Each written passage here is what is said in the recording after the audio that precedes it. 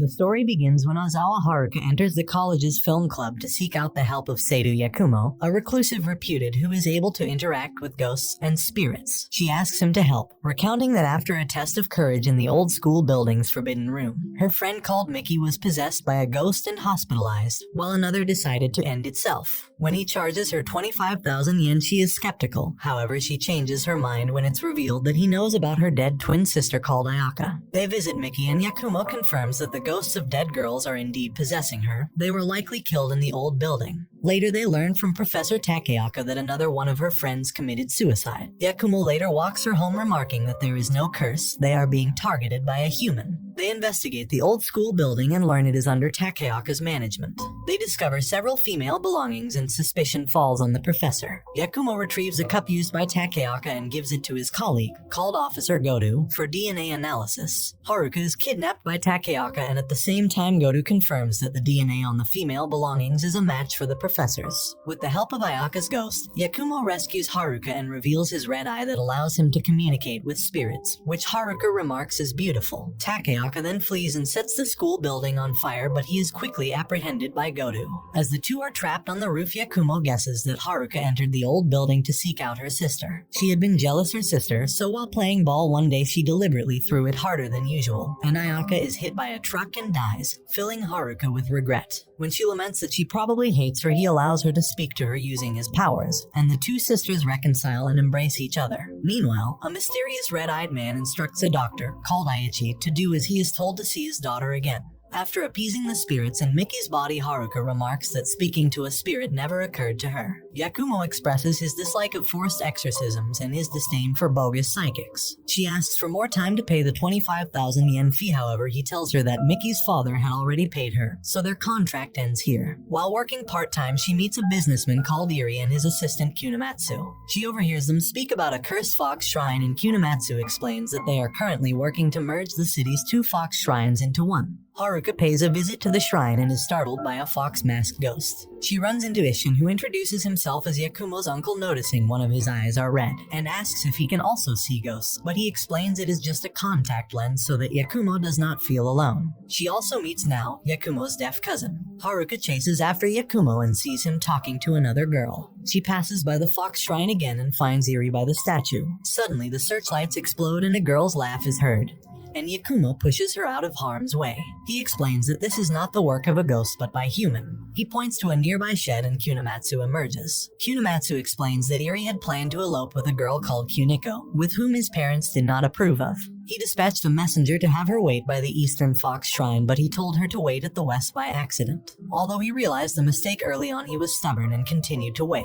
A year later, she married another man and died of tuberculosis. His attempt to unify the two shrines was his way of atonement, but Yakumo points that Kuniko is still waiting, still wearing the fox mask. She appears before Iri and the two reconcile. Later, Yakumo explains to Haruka that he was asked by Kimi, the granddaughter of Kuniko, to investigate the fox spirit reports. A journalist called Mikoto gives Godu a photo of a garage showing the ghost of a young boy. He searches for Yakumo but finds Haruka instead.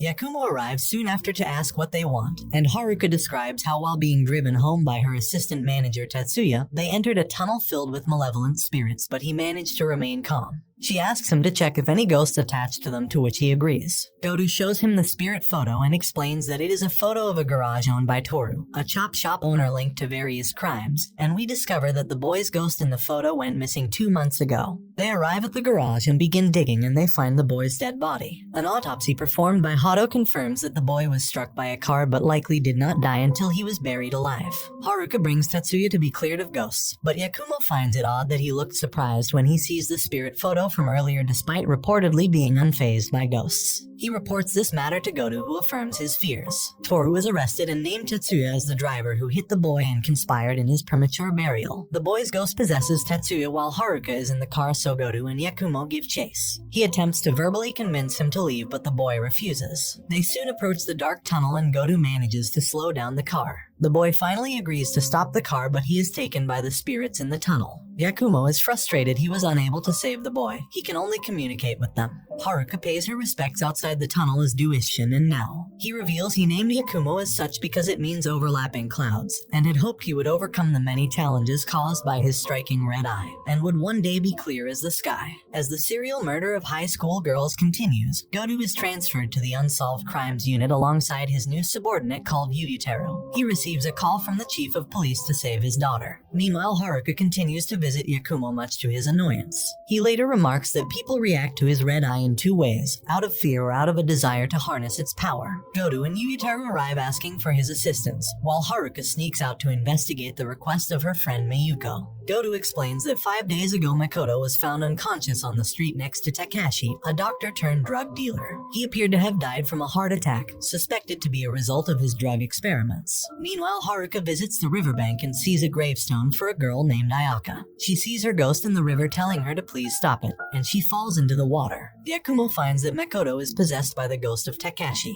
It appears that he has possessed her body out of a strong desire to live, making suicide his cause of death extremely unlikely. They visit Hato for more information on Takashi, but all they can find is a notebook and a few keys, as well as a photo of a girl Ayaka. They meet Dr. Aichi to learn more about Takashi, but he realizes that Yakumo is the son of Azusa whom he attended to when he was born. His mother tried to kill him 10 years ago, with the only memento being the necklace he tore from her neck.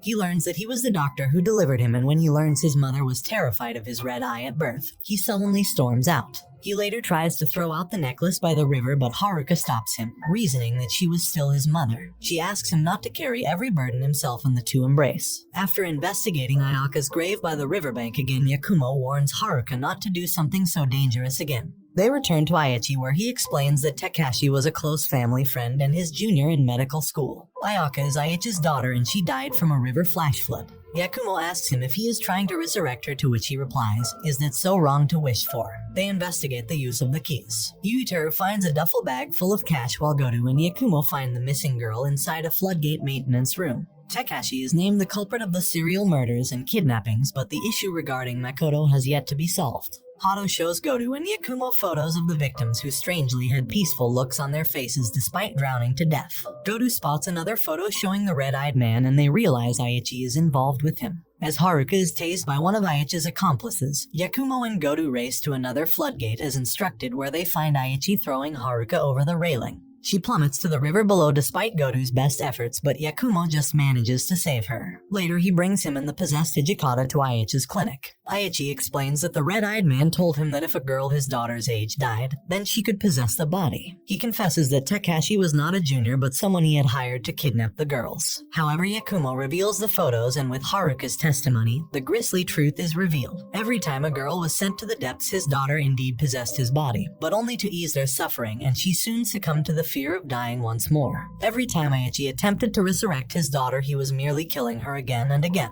Hence why her one wish was always, "Please stop this." Satisfied, Takashi leaves Hijikata's body, and as they pay their respects at Ayaka's grave, Yakumo sees the red-eyed man, his father, across the river. Haruka's friends tell her to dress up more so she can find herself a boyfriend, and they tease her about Yakumo. While she denies seeing him as a love interest, but she sees her friends pointing a guy in her direction. She brings Yakumo a case, and at the man's behest his apartment is haunted by a ghost. They visit the real estate agency that rented him the apartment at an extremely low price. The agent explains that a previous tenant, called Kimiko, died of a respiratory illness and has haunted the room ever since. The pair question one of her coworkers, who described her as far too serious and refrained from dressing up or wearing makeup. At the man's apartment, they find a small envelope hidden behind a mirror. Kimiko's ghost tells them to burn it without looking at it. They return to the temple and prepare a pyre, but Haruka breaks the promise and looks inside the envelope, finding a photo of her dressed up in fancy clothes. She realizes that she never dressed up for anyone but herself.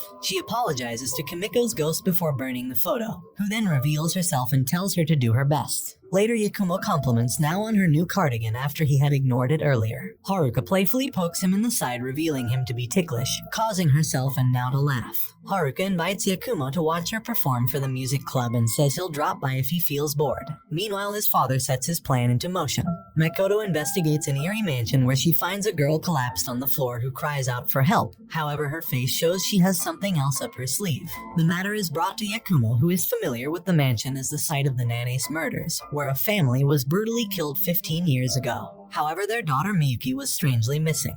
He agrees to cooperate and they watch the video with Makoto, who informs them that the footage was taken by a reporter named Yukiko. Upon fast-forwarding the clip, something about the ghost unnerves Yakumo and he leaves without a word. He calls Haruka, apologizing that he won't be able to make it to her concert, and boards the Shinkansen. Haruka wonders where has gone, as does Goto, and neither are able to reach him. Goto meets with his superior Captain Miyagawa and she recounts her experience as a first responder to the Nane's murders. She had always wondered if her attacker was human or something far more sinister. Goto reassures her that they simply have to find and arrest Takeda, their prime suspect. The two pay a visit to Yukiko, but Goto seems to recognize her from somewhere. They then go to the Nane's mansion, but due to Yuitaru's cowardice, Goto enters alone. He is then tased by one of Yakumo's father's associates and is abducted.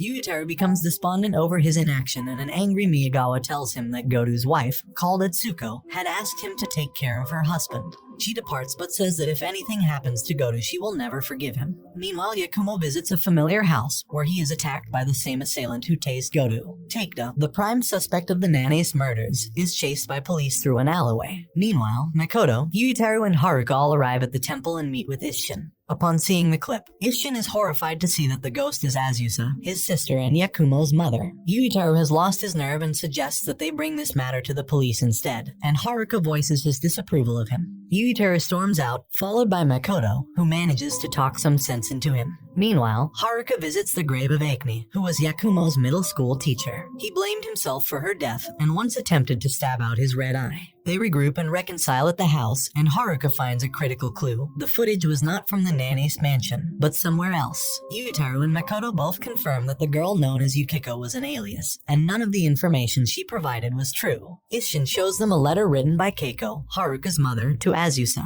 He explains that Azusa was once abducted by a man and she was aided by Keiko during her escape. At the time, both of them were pregnant with Haruka and Yakumo, and Isshin is all the more convinced that they are connected by fate. They open the letter and they are shocked to learn that Azua's fiancé was none other than Takeda, the murderer. After bringing Haruka home, Yuitaru begs Miyagawa for files regarding Takeda so he can search for Goto. She instructs him to meet her in the 4th floor bathroom, where she gives him all the information he needs. Meanwhile, the assailant has returned, planning to abduct Haruka, but Takeda appears, with the entire police force on his tail, forcing her to retreat. In his mind, he has promised to always protect Yakumo, who is now currently tied up and beaten. Haruka awakens, and she is informed by Takeda that Yakumo is in Nagano, and warns her that people are after her. She leaves and boards a train for Nagano. Yuitaru and Makoto visit Hato, who uses facial reconstruction software to recreate the face of the missing Nane's girl, Miyuki. To their shock, they realize Miyuki is Yukiko, and associated with Yakumo's father. They interview Miyuki's old teacher, and they realize that there must be a hidden room in the mansion. They rescue Goto, and he tells them that they plan to kill Haruka in front of Yakumo. When they ask him how he knows this, he explains that Takeda's ghost told him. They race to Nagano, where Keiko has driven Haruka to Yakumo's old house. She finds him in a precarious state, but they manage to limp away from the house. They are caught in the act by Miyuki, who points a crossbow at them. Yakumo sees Goto behind her and he stalls for time by asking who the real culprit of the Nane's murders was. She reveals it was her all along. As the child of her grandfather and mother, her father would often torture her in the hidden room. It was then that she met Yakumo's father and she was encouraged to murder her entire family. Goto restrains her, but the gambit fails as Yakumo's father cuts off their escape. Goto is tasered once more, but before Miyuki can shoot Haruka, the ghost of Azusa possesses her. Goto explains what Takeda had told him in the torture room. 15 years ago, he had met both her and Yakumo and proposed to her. But when he became the prime suspect for the Nane's murders, and when Yakumo's father said that his son would grow to be an ever bigger murderer, these feelings of fear prompted Azusa to try and kill her own son. Yakumo is glad to know that his mother never truly hated him, and was only manipulated into doing so. He reaffirms that he now has an undeniable bond with his friends, but his father is skeptical. Miyuki regains control of her body, shooting a gas pipe that allows them to escape. As they see the spirits of Azusa and Takeda off, his mother thanks them for everything. She tells Haruka that she gave her courage, and another secret message to Yakumo. Goto has reconciled with Atsuko, while Yakumo lazily attends Haruka's recital. Makoto learns of a ghost terrorizing the local hospital, and meets Isshin, who has come for a checkup regarding a headache. She brings this matter to Yakumo, who agrees to investigate. Makoto remarks that he has become much more approachable, but Haruka doubts this assessment. Yakumo visits Hato, Goto, and Yuitaru. Hato shows him the photo he took of his father and remarks that he has a deathly aura about him. him. Later, Yuitaru suspects Yuitaru's father could be like Takeda, a ghost. Meanwhile, Isshin is diagnosed with a terrible brain disease and is given 6 months to live.